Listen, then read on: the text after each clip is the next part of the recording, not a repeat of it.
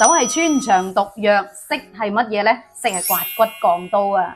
色一直都係一個好隱晦嘅話題嚟嘅，講起大家都覺得好羞家，係咪？所以自古以嚟，古人一講到色呢個話題，都會一邊喺度感嘆食色人性嘅無奈，一邊就喺度勸人戒色戒淫喎。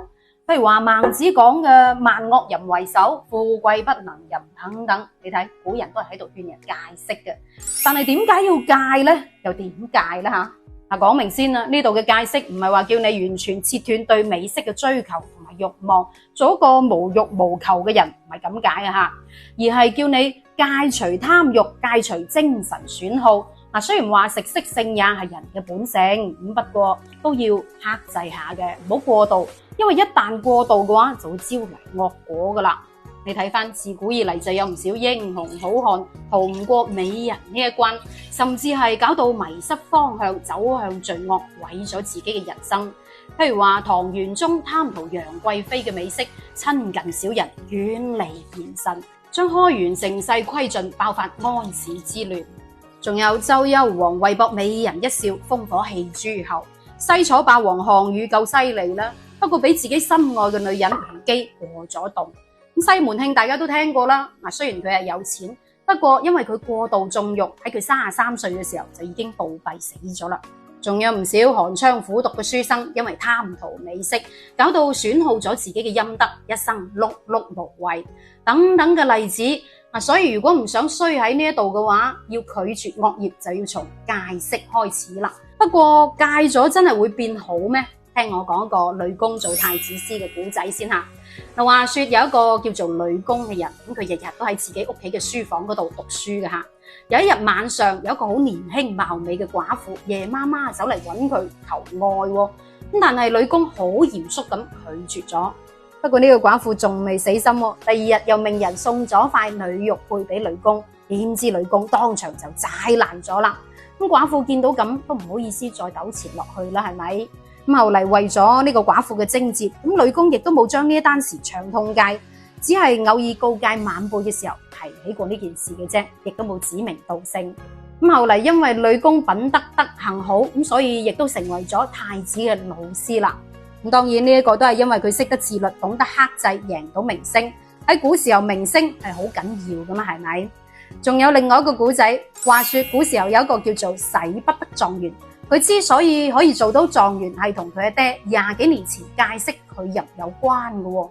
話說喺明朝嘅時候，狀元嘅阿爹趙父喺縣城嗰度幫縣官做事，當時候有位將軍嘅後代俾人砌生豬肉，搞到要坐監。趙父睇唔過眼啦，幫佢平冤出獄。將軍好感激佢，無以為報，唯有將自己嘅女許配俾趙父做妾侍啦。換轉係你制唔制啊？但係趙父就拒絕咗，同將軍講啦：你係名門嚟噶，我點可以喺你落難嘅時候娶你嘅後代嘅呢？仲要做一個冇名冇份嘅妾侍，使不得，使不得啊！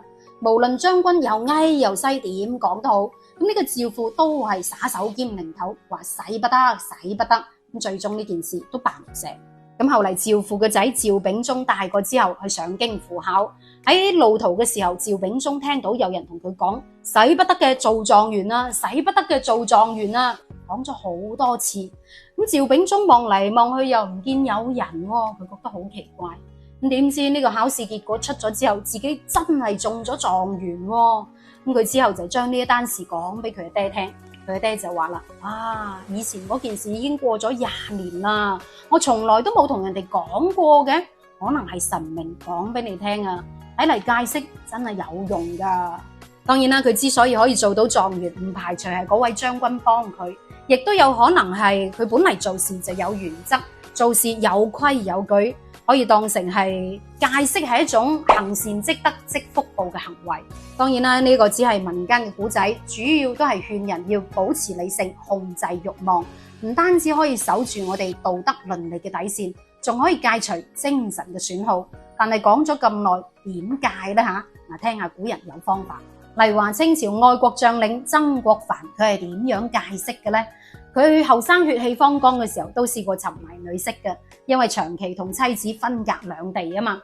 有一段時間佢同一啲同僚係經常流連煙花之地嘅，反正一做完嘢就去放鬆自己。仲見到自己有位同僚娶咗位嬌妻嘅時候，佢仲開始嫌棄自己嘅糟糠之妻。呢一種心態嘅變化困擾咗佢好耐好耐。